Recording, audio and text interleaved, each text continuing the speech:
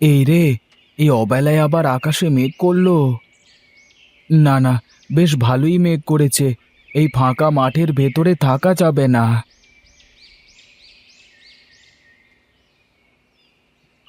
দেখি, এখানে একটু দাঁড়িয়ে দেখি ঝড় বৃষ্টির কি অবস্থা হয়।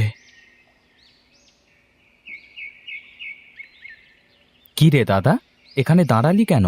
দেখতে পাচ্ছিস না আকাশে কি মেঘ করেছে? দাঁড়ালাম যে, দেখি বৃষ্টি নামে নাকি দেখি। ওইদিকে তাকিয়ে দেখ, ঝড় শুরু হয়ে গেছে। এখানে দাঁড়িয়ে থাকিস নে, চল বাড়ির দিকে চল। বেশ বেশ, তুই যা, আমি এক্ষুনি আসছি। কি মেঘ করেছে আর কি ঝড়! মানুষটা যে এখনো বাড়ি ফিরলো না। কে জানে কোথায় কিভাবে আছে। ঠাকুরপো তো চলে আসলো, কিন্তু তেনার তো কোনো খোঁজ খবর নেই। এই মানুষটাকে নিয়ে আমার যত চিন্তা।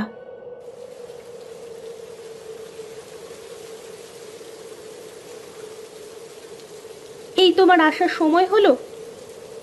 কি করব, দেখছো না কি মেঘ করেছে। আমিও তো সেজন্যই বলছি, এই মেঘের মধ্যে কি কেউ মাঠে থাকে? যদি কোনো দুর্ঘটনা ঘটে যেত। আমাকে নিয়ে তুমি এত চিন্তা করো কেন বলো তো সব সময়? তুমি জানো না, তুমি ছাড়া এই পৃথিবীতে আমার কেউ নেই। তুমি ছাড়া আমার কে আছে বলো তো? যাও, তুমি কাপড় চোপড় ছেড়ে এসো, তোমাকে খেতে দিই।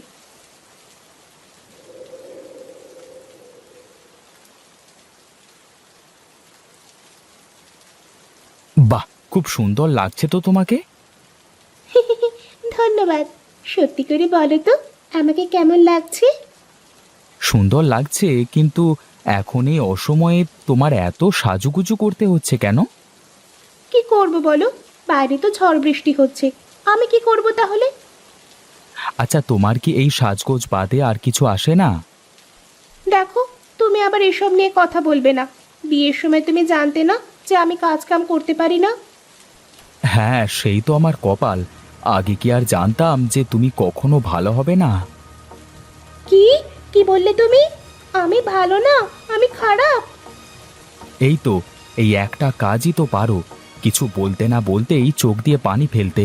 ধুর, ভালো লাগে না কিছুই। আরে গণেশ যে, কি খবর তোর? এদিকে আয় একটু। আমাকে ডাকছো দাদা? হ্যাঁ রে, তোকেই ডাকছি। একবার আয় তো এইদিকে, শুনে যা।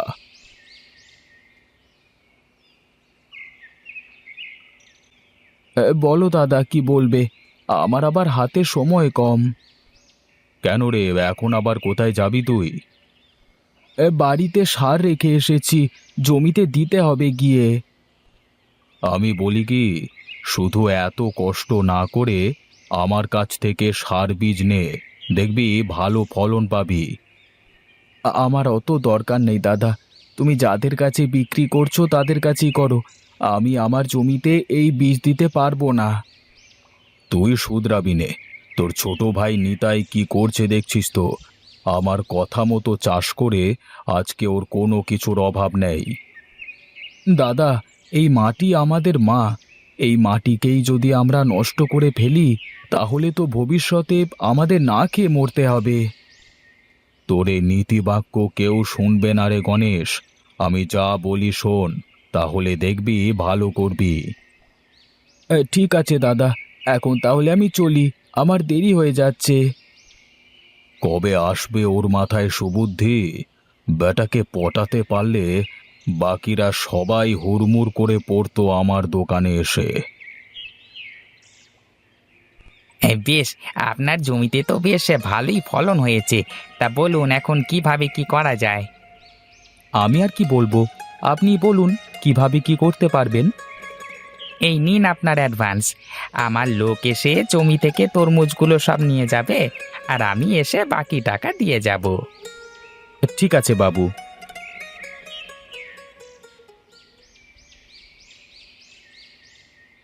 বাবু, আগে আমি বলছিলাম যে আমার জমির ফলগুলো নেন না। আমি কোনো সার ওষুধ দিই না, জৈব সার দিয়ে এই ফসল ফলিয়েছি। দেখুন গণেশবাবু, আমরা তো আর দেখে শুনে ওরকম জিনিস কিনতে পারি না। আর তাছাড়া খরিদ্দাররা যা পছন্দ করে আমাকে তো তাই নিতে হবে, তাই না? তবে বাবু, আমার জমির ফসল নিলে আপনার ভালো হতো। যাও যাও, তুমি আমাকে ভালো মন্দ শেখাতে এসো না, যাও।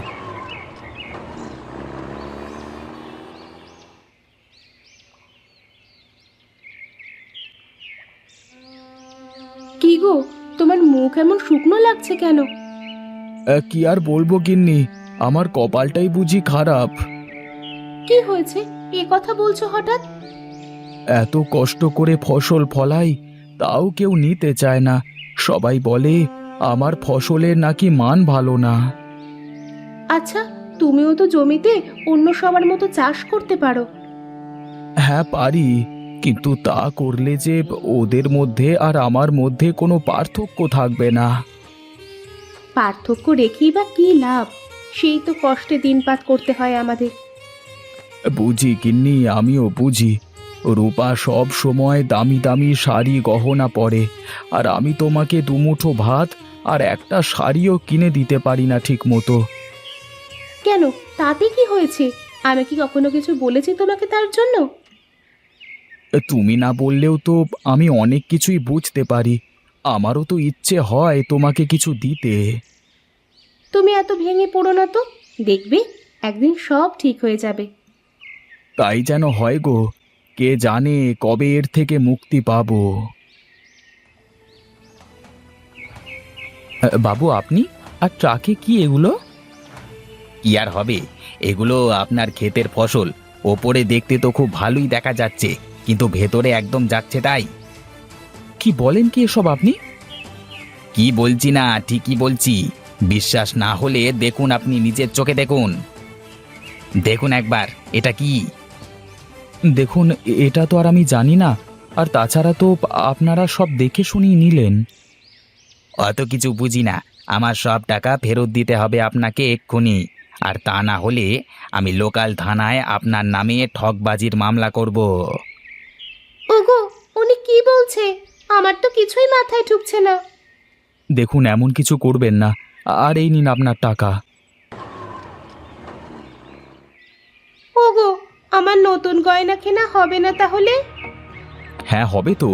গহনা কেন, তোমার জন্য আমি হীরের টুকরো কিনে আনবো। এখন কিভাবে দুবেলা ভাত জোটাবো তাই ভেবে পাচ্ছি নে। চলো চলো, ঘরে চলো।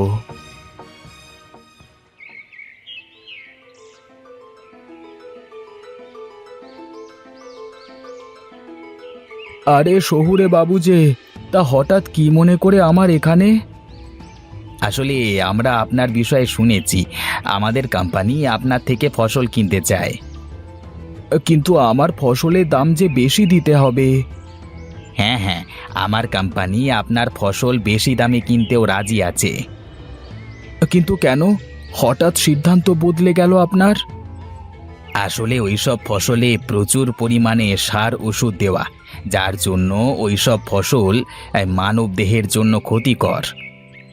কিন্তু আমি যে জৈব সার ব্যবহার করে চাষ করি, তা আপনি জানলেন কি করে? গাঁয়ের সব মানুষ তো আপনাকে নিয়েই কথা বলছে। সবার জমিতে আর ঠিক আগের মতো ফসল হয় না। আমি সব জমির মাটি পরীক্ষা করে দেখেছি। আমি জানতাম একদিন না একদিন সবাই এরকম একটা পরিস্থিতির মধ্যে পড়বে। এই টাকাগুলো অ্যাডভান্স রাখুন, আর এই কাগজে একটা টিপসই দেন। আগামী 5 বছর আপনার জমির সব ফসল আমাদের কোম্পানি নেবে। ওগো, আমার যে আর সহ্য হচ্ছে না। সকাল থেকে না খেয়ে আছি, ঘরে যে কোনো দানা পানি কিছুই নেই। আমি কি করব গিন্নি, আমার যে কিছুই করবার নেই। জমিতে এখন আর কিছুই ফলবে না। এখন তাহলে আমাদের কি হবে? আমরা কিভাবে বাঁচবো? দাদা তুমি, বৌদি তো তোমরা? হ্যাঁ ঠাকুরপো, আমরা। আর যদি তুমি তোমার দাদার কথা শুনতে, তাহলে হয়তো এই দিন দেখতে হতো না। আমাকে তুমি মাফ করে দাও দাদা। পাগল ছেলে, শোন, মাটি হলো আমাদের মায়ের মতো। তাই তো মাটিতে এসব বিষাক্ত পদার্থ দিলে মাটি নষ্ট হয়ে যায়, যার ফলে একসময় মাটি ফসল দেওয়ার ক্ষমতা হারিয়ে ফেলে। এখন থেকে আমি তোমার কথা মতো চলবো দাদা। দরকার নেই আমার বেশি টাকা পয়সার, দরকার নেই আমার এত সুখের। সুখের জন্য টাকা পয়সা লাগে না রে পাগল, মনের সুখই যে আসল সুখ। এই যে দেখছিস না, তোর বৌদি আমার সাথে না খেয়ে থেকেও কেমন সুখী। আমাকে তুমি ক্ষমা করো বৌদি, আমি না জেনে না বুঝে তোমার সাথে অনেক সময় খারাপ ব্যবহার করেছি। আমি কিছু মনে করিনি। আর তুই তো আমার বোনের মতো, আমার তো বোন নেই, থাকলে হয়তো তোর মতোই হতো। তুমি আমাকে বোন বললে দিদি? হ্যাঁ, এখন নে, এই খাবারগুলো খেয়ে নে। সবাই শুনুন, এখন থেকে আমরা আর কোনো সার কীটনাশক জমিতে দেব না, আর আমরা আমাদের মাটিকে নষ্ট করব না। সবাই শুনুন, আপনারা জৈব সার ব্যবহার করে চাষ করুন, দেখবেন ফলন একটু কম হলেও ওই জমি সারা জীবন আপনাকে ফসল দিয়ে যাবে। আজ আমি সত্যি বুঝতে পেরেছি যে আমরা কি ভুল করেছি। আসুন, আমরা সবাই সার কীটনাশককে না বলে জৈব সার ব্যবহার করি, মাটি ও পরিবেশ দুটোকেই ভালো রাখি, সুন্দর সুস্থ জীবন গড়ে তুলি। না, শেষমেশ এই বেটা গণেশ আমার ব্যবসার 12টা বাজিয়েই ছাড়ল। যাই দেখি অন্য কিছু ব্যবস্থা করা যায় কিনা।